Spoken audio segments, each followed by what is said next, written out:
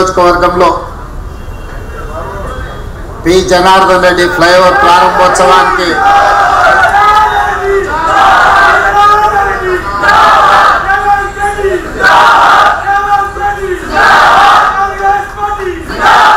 సభాధ్యక్షత వహించిన షేర్లింగంపల్లి శాసనసభ్యులు అరకపూడి గాంధీ గారు,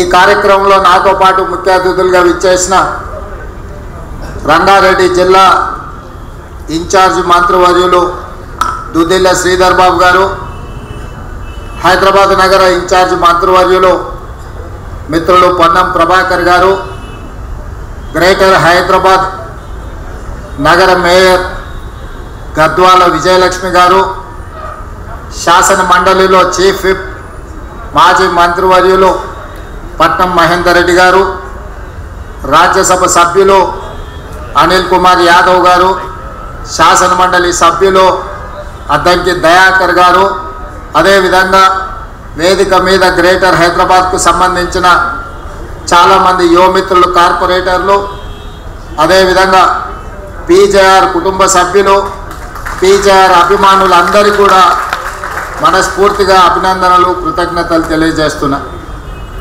మిత్రులారా, ఈ జంట నగరాలలో దాదాపుగా ఒక 20-25 సంవత్సరాలు కనీసం పీజేఆర్ శకం నడిచింది.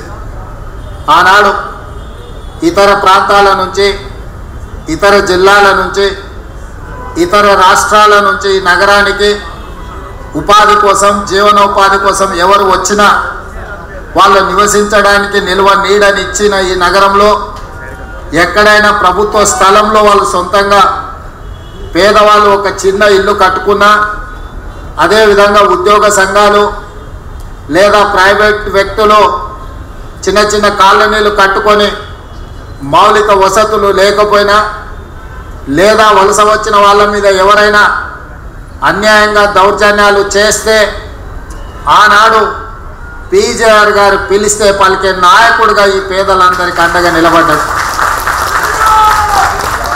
ఎప్పుడైనా, ఏ రాత్రి అయినా, ఏ పగలైనా పేదవాడికి కష్టం వచ్చిందంటే పలికే నాయకుడిగా, పిలిస్తే పలికే నాయకుడిగా పి జనార్దన్ రెడ్డి గారు ఎనలేని సేవలను అందించారు.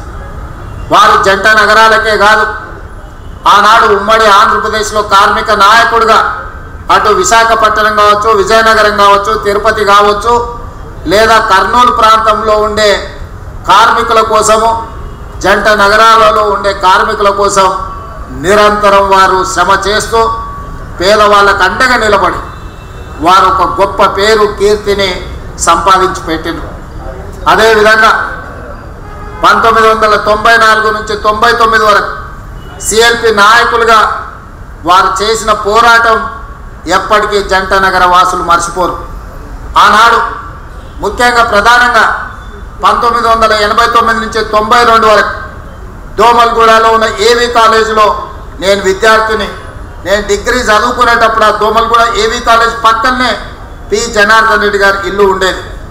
ఏ రోజు మేము కాలేజీకి వెళ్తున్నా వందలాది మంది పీజేఆర్ గారి ఇంటి ముందల పేదవాళ్ళు వారిని కలవడానికి, వారి సమస్యల్ని చెప్పుకోవడానికి వాళ్ళు ఎప్పుడూ పీజేఆర్ని కలిసేది.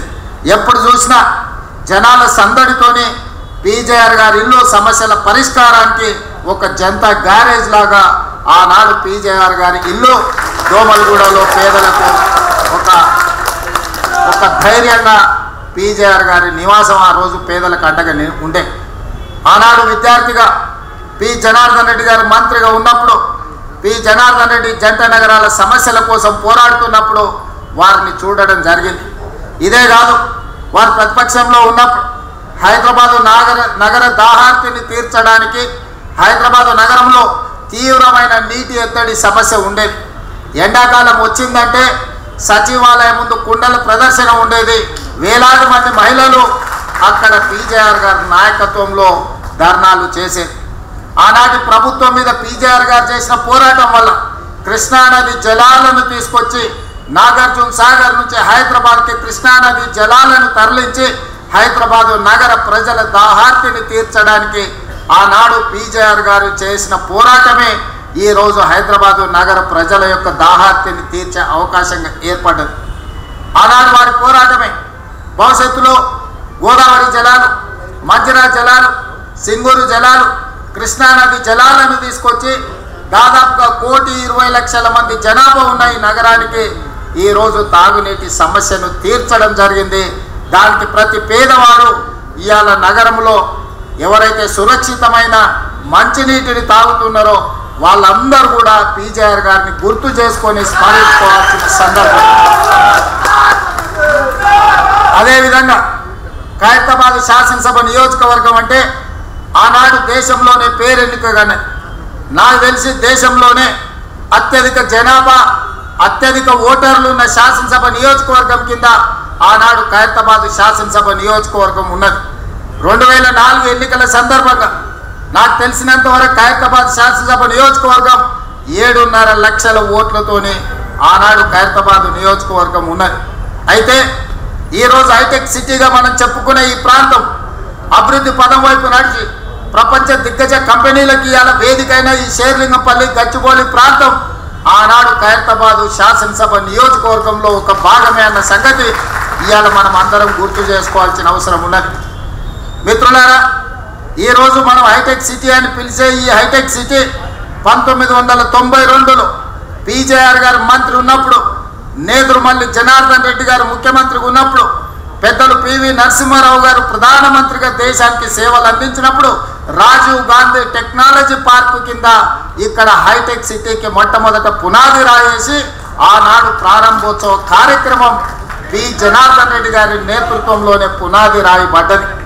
ఆ తర్వాత కాలాంతరంలో దాన్ని మహారాష్ట్రకు తరలించాలని కుట్రలు జరుగుతూ కూడా పీజేఆర్ గారు అడ్డం పడి ఆ హైటెక్ సిటీని ఆనాడు రాజీవ్ గాంధీ టెక్నాలజీ పార్క్గా పిలిచిన ఆ సాంకేతిక నైపుణ్యాన్ని ఇక్కడనే వారు ఆపారు. ఆ తర్వాత వచ్చిన ఆంధ్రప్రదేశ్ ముఖ్యమంత్రిగా చంద్రబాబు నాయుడు గారు బాధ్యతలు చేపట్టిన తర్వాత 1998లో రాజీవ్ గాంధీ టెక్నాలజీ పార్కును హైటెక్ సిటీగా మార్చి ఆనాటి ప్రధానమంత్రి అటల్ బిహారీ వాజ్పేయి గారిని పిలిపించి పెద్ద ఎత్తున అక్కడ అభివృద్ధి కార్యక్రమాలు తీసుకొచ్చి ఆనాడు సైబరాబాదు ప్రణాళికలు రచించి చంద్రబాబు నాయుడు గారు ఈ ప్రాంతాన్ని అభివృద్ధిని ఇంకొక స్థాయికి తీసుకెళ్లడానికి వారి కృషి చేసింది. ఆనాడు పివి నరసింహారావు గారు ప్రధానమంత్రిగా ఉన్నప్పుడు, పి జనార్దన్ రెడ్డి, నేదురుమల్లి జనార్దన్ రెడ్డి గారు మంత్రిగా ముఖ్యమంత్రిగా ఉన్నప్పుడు వేసిన శిలా ఫలకమే పునాది రాయే ఆ తర్వాత హైటెక్ సిటీగా మారింది. అటల్ బిహారీ వాజ్పేయి, చంద్రబాబు నాయుడు గారి నేతృత్వంలో ఈరోజు ఈ ప్రాంతం అంతా విస్తరించింది.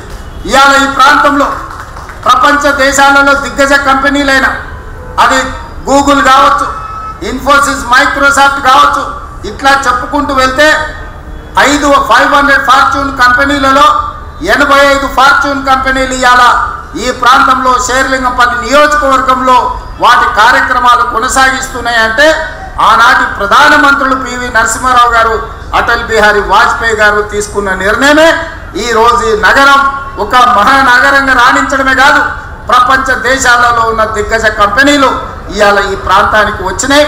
లక్షలాది మంది నిరుద్యోగ యువకులకు ఉద్యోగ ఉపాధి అవకాశాలు కల్పించినాయి. ఇదే కాదు, ఇవాళ ఈ తెలంగాణ ఆర్థిక ఆదాయంలో దాదాపు 60-65% నగరం నుంచే ఆదాయం వస్తుంది. ఆ ఆదాయమే ఈరోజు తెలంగాణ రాష్ట్ర అభివృద్ధికి మనం వినియోగించుకుంటున్నాం. మరి అలాంటిది ఈ నగరాన్ని ఇంకా గొప్ప నగరంగా తీర్చిదిద్దాలన్న ఆలోచన మళ్ళీ శ్రీమతి సోనియా గాంధీ గారి నేతృత్వంలో ఏర్పడ్డ తెలంగాణ రాష్ట్రంలో ప్రజాపాలన ఇందిరమ్మ రాజ్యం వచ్చిన తర్వాత 2023 డిసెంబర్ 7 నాడు మళ్ళీ అదే సంకల్పంతో అభివృద్ధి పదం వైపు నడిపించాలని మేము ముందుకు వచ్చినాం. దాంట్లో భాగంగా అరకపూడి గాంధీ గారు కావచ్చు, మహేందర్ రెడ్డి గారు కావచ్చు, గద్వాల విజయలక్ష్మి గారు కావచ్చు, డిప్యూటీ మేయర్ కావచ్చు, లేదా వేదిక మీద ఉన్న చాలా మంది కార్పొరేటర్లు ఈ నగర అభివృద్ధిలో భాగస్వాములం అవుతాం, మీకు అండగా నిలబడతాం, మీరు చేసే ప్రయత్నానికి మేము సంపూర్ణంగా సహకరిస్తామని చెప్పి ఈరోజు ఈ ప్రజాప్రతినిధులందరూ కూడా ముందుకు వచ్చి ప్రభుత్వం చేసే అభివృద్ధి కార్యక్రమాల్లో భాగస్వాములు అవ్వడమే కాదు, వాళ్ళ అనుభవాలను, వాళ్ళ సూచనలను ఈరోజు ప్రభుత్వానికి అందిస్తున్నారు. వాళ్ళందరూ అభివృద్ధిలో భాగస్వాములు కావాలి. ఈ నగరం ఒక గొప్ప నగరంగా అభివృద్ధి చెందాలి. ఈ నగరం బెంగళూరుతోనో ఢిల్లీతోనో ముంబైతోనో చెన్నైతోనో పోటీ కాదు. ఈ నగరం న్యూయార్క్తోనో టోక్యోతోనో జపాన్తోనో పోటీ పడాలి, సింగపూర్ అంత గొప్పగా ఎదగాలి అని వీళ్ళందరూ ముందుకొచ్చి ఈనాడు ఈ ప్రభుత్వానికి అండగా నిలబడి ముందుకు వెళ్తున్నారు. ఎప్పుడైనా మంచి పనులు చేసేటప్పుడు ఇవాళ వీళ్ళే కాదు, ఆనాడు దేవతలు యజ్ఞాలు చేసినప్పుడు కూడా రాక్షసులు వచ్చి ఆ యజ్ఞానికి భంగం కలిగించడానికి ప్రయత్నం చేసింది. అంత మాత్రాన దేవతలు చేసే యజ్ఞాన్ని ఎక్కడ వాళ్ళ అవంతరాలు కల్పించిన ఆగిపోలేదు. ఈరోజు ఈ నగరాన్ని ఒక మహానగరంగా న్యూయార్క్ టోక్యో లాంటి నగరాలతో పోటీ పడే విధంగా మేము చేసే అభివృద్ధిలో ఎవరు అడ్డుపడ్డా కూడా అడ్డంకులను తొలగించుకుంటాం, అవాంతరాలను అధిగమిస్తాం. ఈ నగరాన్ని గొప్ప నగరంగా తీర్చిదిద్దడానికి ప్రణాళికలు తీసుకొని తెలంగాణ రైజింగ్ 2047 ప్రణాళికతోని ఈరోజు ముందుకు వెళ్ళాలని మేము నిర్ణయం తీసుకున్నాం. ఇవాళ ఇక్కడున్న ఫ్లోర్ లీడర్ రాజశేఖర రెడ్డి గారు కావచ్చు, మిగతా వాళ్ళందరూ కూడా మన ప్రణాళికల్ని ప్రజలకు తీసుకెళ్ళండి. మీరే ఈ కార్పొరేటర్లు, ఈ జంట నగరాల్లో ఉన్న ఈ శాసనసభ్యులే ప్రజలకు వివరించండి. ఈరోజు ప్రజలకు అభివృద్ధి కావాలి, ప్రజలకు రాజకీయాలతో సంబంధం లేదు. ప్రభుత్వానికి కూడా ఇప్పుడు రాజకీయాలు చేరుకోవాలనుకోవట్లేదు. ఎన్నికలు వచ్చినప్పుడే రాజకీయాలు, ఇప్పుడు అభివృద్ధిని చెయ్యడమే మా బాధ్యతగా భావిస్తున్నాం. అందుకే ఈరోజు ఔటర్ రింగ్ రోడ్డు ఇన్సైడ్ ఏదైతే హైదరాబాద్ నగరం ఉందో కోర్ అర్బన్ రీజన్గా ఇవాళ తీర్చిదిద్దాలని, ఔటర్ రింగ్ రోడ్డు నుంచి ఈరోజు రీజనల్ రింగ్ రోడ్డు దాదాపుగా 363 కిలోమీటర్లతోని రీజనల్ రింగ్ రోడ్డుని ఇవాళ RRRను మనం ప్రణాళిక చేసినాం. అక్కడి వరకు సెమీ అర్బన్ రీజన్గా రీజనల్ రింగ్ రోడ్డు అవతల మిగతా తెలంగాణ ప్రాంతాన్ని రూరల్ తెలంగాణగా 3 లేయర్లుగా ఈరోజు తెలంగాణ రాష్ట్రాన్ని విభజించాలనుకున్నాం. రాబోయే 100 రోజుల్లో కోర్ అర్బన్ రీజన్కి సంబంధించిన ప్రణాళికలు సిద్ధమవుతున్నాయి. ఆ ప్రణాళికలలో భాగంగా ఈరోజు ఢిల్లీ దేశ రాజధాని, పార్లమెంట్ అక్కడే ఉంది, ప్రధానమంత్రి గారు అక్కడే ఉన్నారు, కేంద్ర మంత్రులంతా అక్కడనే ఉంటారు. కానీ కాలుష్యం పెరిగిపోయి అక్కడ పాఠశాలలకు సెలవులు, పార్లమెంటుకు సెలవులు, ప్రజలు రోడ్ల మీదకి రావడానికి సెలవులు. ఈరోజు ఢిల్లీ నగరంలో నివసించలేని పరిస్థితి వచ్చింది.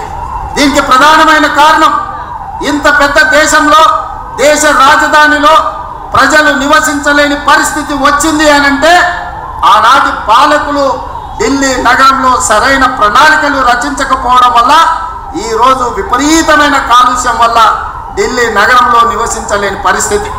చెన్నైలో వర్షాలు వస్తే లేదా ట్రాఫిక్ సంగతి మీరు చూసారు, చెన్నై వర్షానికి అతలాకుతలం అయిపోతుంది. బెంగళూరు నగరం ఈరోజు ట్రాఫిక్లో చిక్కుకొని ఎయిర్పోర్ట్కి పోవాలంటే నగరంలో నుంచి 6 గంటల ముందు బయలుదేరాల్సిన పరిస్థితి వచ్చింది. మరి ఇవాళ మిత్రులారా, జంట నగరాలలో ఉండే యువకులారా, మీరు ఆలోచన చేయండి. మనం ముంబై నుంచి, చెన్నై నుంచి, ఢిల్లీ నుంచి నేర్చుకోవాల్సిన అవసరం ఉన్నదా లేదా? అక్కడ వస్తున్న అవాంతరాలు, ఉపద్రవాన్ని దృష్టిలో పెట్టుకొని మన నగరానికి ప్రణాళికలు సిద్ధం చేసుకోవాల్సిన అవసరం ఉందా లేదా? ఇంకా రాజకీయాల ముసుగులో ప్రభుత్వం చేసే కార్యక్రమాలను అడ్డుకునే వాళ్ళను క్షమించుకుంటూ పోదామా? మీరు ఒక్కసారి ఆలోచన చేయండి. ప్రజలకు తీర్పు ఇచ్చిండ్రు. 5 సంవత్సరాలు ఎవరు పరిపాలన సాగించాలో ప్రజలు ఆమోదం తెలిపిండ్రు. 5 సంవత్సరాల కోసం ప్రజలు ఎన్నుకున్న ప్రభుత్వాన్ని పని చేయనీయకుండా ప్రతిరోజు కోర్టులో లిటిగేషన్ వేసి పనులు చేస్తున్న వాళ్ళ మీద బురద జల్లి ఈరోజు నగర అభివృద్ధిని అడ్డుకోవాలనే ప్రయత్నం చేస్తున్నారు. ఇవాళ ఫైనాన్షియల్ డిస్ట్రిక్ట్లో అభివృద్ధి అయితే దాదాపుగా 10 లక్షల మందికి ఉద్యోగాలు వచ్చినాయి. ఈరోజు ఇక్కడనే దుర్గం చెరువు పక్కన నాలెడ్జ్ పార్క్ వస్తే 5 లక్షల మందికి ఉద్యోగాలు వచ్చినాయి.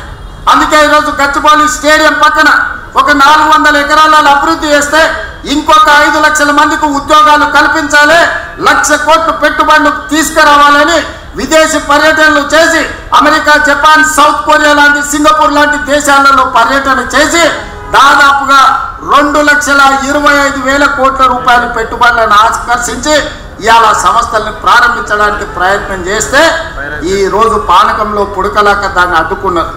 ఇది తాత్కాలికమే. ఆ భూమి 2002-03లో ఎవరికో ప్రైవేటు వ్యక్తులకు కేటాయిస్తే 2024లో సుప్రీంకోర్టు వరకు వెళ్ళి కొట్లాడి 20 సంవత్సరాల పోరాటం తర్వాత ఆ భూమిని వెనక్కి రాష్ట్ర ప్రభుత్వానికి తీసుకొచ్చినాం. ఈరోజు ఎవరో కొందరు అవాంతరాలు, అడ్డంకులు కల్పించినంత మాత్రాన ప్రభుత్వం వెనక్కి తగ్గదు. చట్ట సభలలోనే కాదు, న్యాయస్థానాలలో న్యాయం కోసం కొట్లాడి ఆ స్థలాన్ని మళ్ళీ వెనక్కి తీసుకొచ్చి పెద్ద ఎత్తున ఐటీ కంపెనీలను అక్కడ ప్రారంభించడమే కాదు లక్షలాది ఉద్యోగాలను కల్పించే ప్రయత్నము మన ప్రభుత్వం చేస్తుంది. ఇదే కాదు, ఇవాళ జంట నగరాలలో ఉన్న కాలుష్యాన్ని మనం తగ్గించుకోవాలి. ఇవాళ కాలుష్యమే యమపాశమై మన ప్రాణాలు తీసుకుంటుంది. ఇవాళ చాలామంది మీరు చూస్తున్నారు నగరంలో కాలుష్యం ఎట్లా పెరుగుకుంటూ పోతుందో.